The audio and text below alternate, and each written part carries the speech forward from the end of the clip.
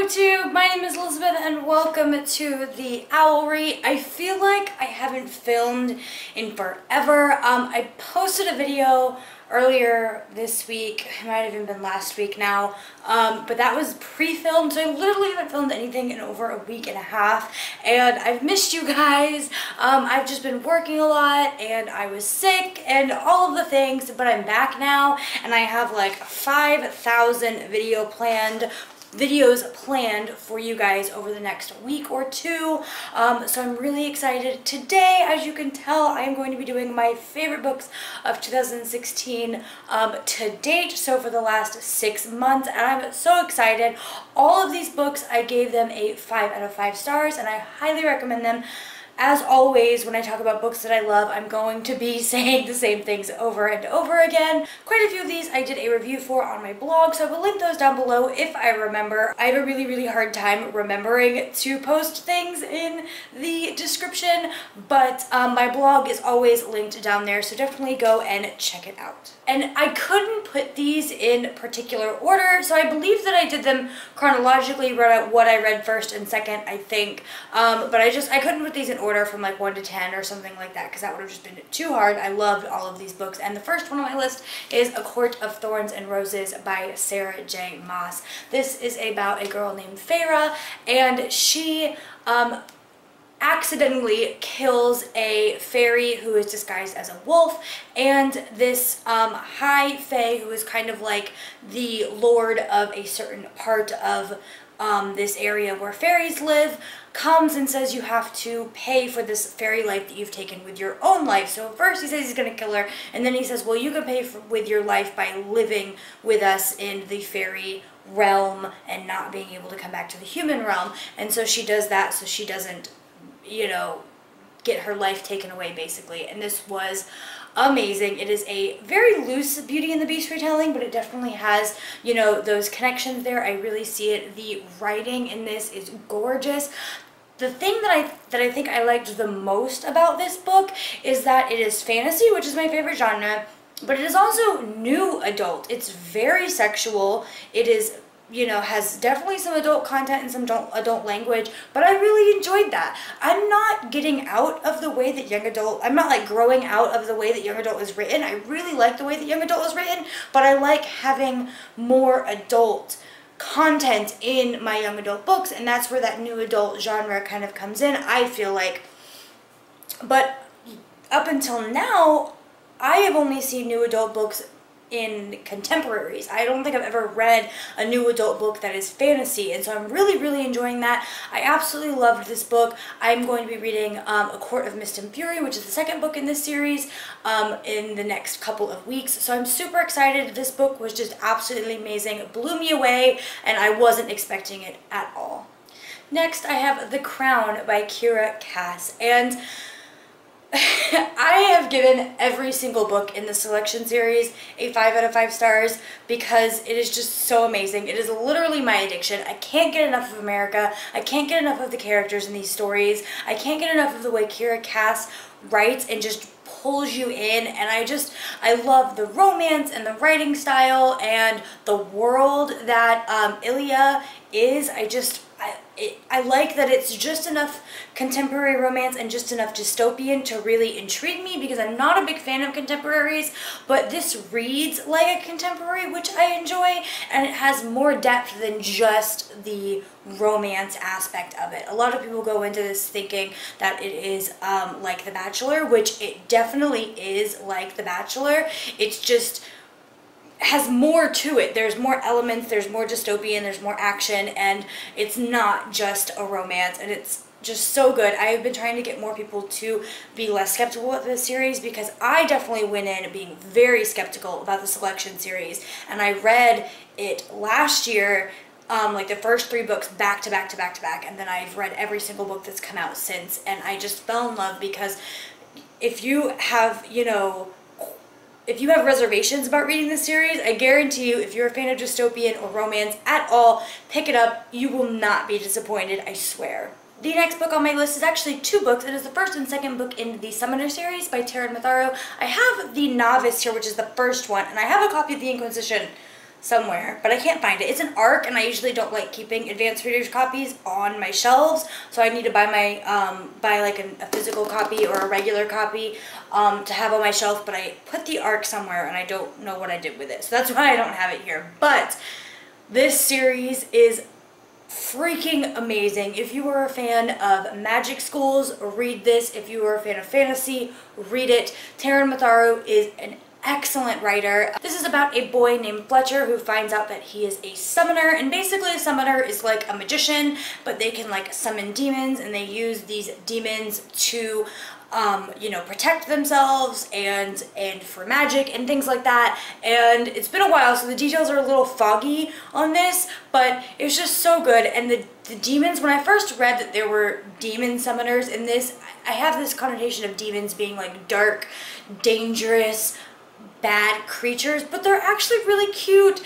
Fletcher's demon is like a little salamander demon, and like I feel like they're more like Pokemon than demons and what people would think of like as demons. They're, you know, a part of the they're a part of the family. They're very close to their summoner, and it's just like a pet more than anything, but they also use their demon to fight and protect themselves and things like that. But it's just such a good book. I cannot wait for the third one to come out next year. I'm kind of upset that I read the second one as an advanced reader copy because you have to wait over a year for the third one to come out, but it was so worth it. I highly enjoyed this series. Pick it up.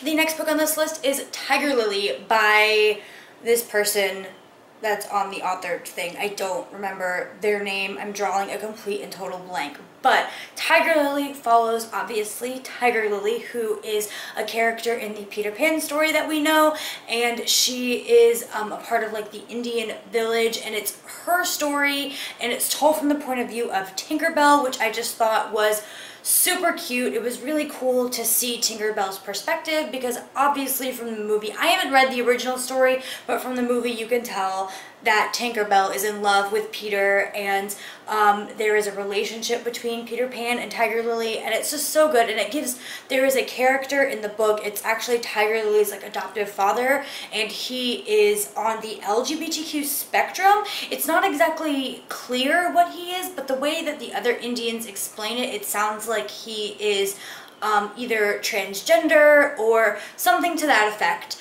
But either way, it was just highly enjoyable. I think that Tiger Lily's father's character, who I forgot his name because I fail, but I feel like his character was portrayed very well. It was also really interesting to see the take that this author had on the story of Peter Pan, because in this version, Neverland is a real place that like people from Europe come to and visit and like kind of colonize. Really, it's really interesting to see the magic and everything being combined with what we know of the Europe colonization and stuff. It was just beautifully written, amazingly poetic, and a great representation of LGBTQ characters and young love, but selfishness in Peter Pan, and it was just all around perfect. Probably if I had to put something on the top of the list, this would be it. Next book on my list is Shadow Queen by C.J. Redwine, I believe, and this is a Snow White retelling, and I think I really enjoyed this because the villain was just so epically evil, and it's one of those villains that you love to hate her. If you love to hate Lavanna from the Lunar Chronicle series, I would read this because they're like on the same par, and I just love to hate them. I also really enjoyed how the magic system worked in this story. Just all around written really well. I really feel like the whole time I was reading this, I was just comparing it to the Lunar Chronicles about how, you know, Marissa Meyer and C.J. Redwine do both of these things. And if I really feel like I have the author wrong, so if I do, I'm really sorry. But they just are very similar writers, and they're both writing fairy tale retelling. So if you are a fan of the Lunar Chronicles at all, highly recommend reading The Shadow Queen because it was amazing. I also did a live show with this with Chloe over the Bitter Bibliophile, and that was probably one of my favorite live shows that we did about a book that we read together. So I will link that down below if you guys want to check it out, and you can hear my full and complete thoughts on that. The first couple minutes is always spoiler free, and then it goes into spoilers if you have already read this book, but highly enjoyable book. Next is Stars Above by Marissa Meyer, and this is the final book that was released in the Lunar Chronicles series. This is like a add-on collection of short stories, so it wasn't the final book in the 4-book series, but this was the final book that is ever going to be released in this series. Except they're going to be doing 2 graphic novels, which I'm really excited about. But for a physical novel, this is the last book that they've released, and it was really heartwarming, and it was such a good ending because it gives like an ending to the actual end. It contains an epilogue to Winter, which just rounded out this series so well and gave you much better endings on the relationships that the series follows. And then it also gives a short story from Kai's perspective when he met Cinder, which was just amazing, and it's just a great book. If you've read the Lunar Chronicles series but you haven't read Stars Above, you're really missing out on some great extra detail with the series. It's just so good, you guys. So good.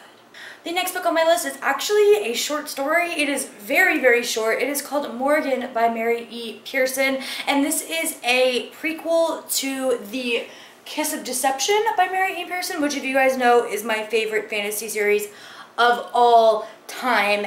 And the Kiss of Deception is about a girl who is betrothed to marry a prince of a neighboring kingdom, and she's never met him, and she's just convinced that he's like old and mean and ugly, and so she doesn't want to get married to him, so she runs away, and 2 people go after her: the prince of the kingdom who she was supposed to marry, and the assassin which is sent to kill her by her father for running away.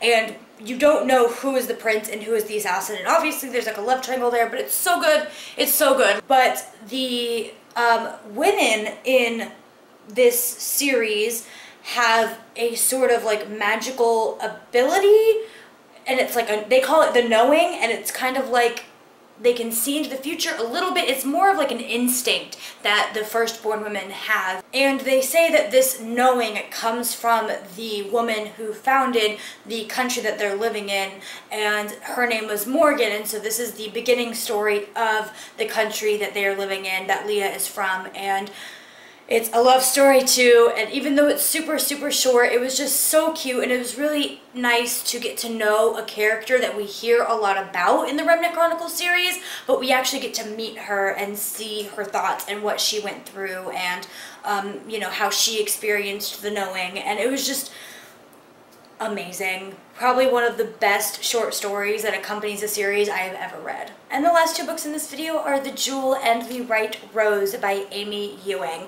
And these 2 books took me completely by surprise. I joined BookTube, and a lot of people were talking about this when I joined a couple of years ago, but then it kind of like really died down and no one was really talking about them anymore. So for me, they were very underhyped, and I just didn't hear anybody talking about them, so I really lost interest in reading them. And then one day, I literally didn't have anything to read. I decided to pick it up, and they blew me away. I read them back to back. The Jewel is about a girl.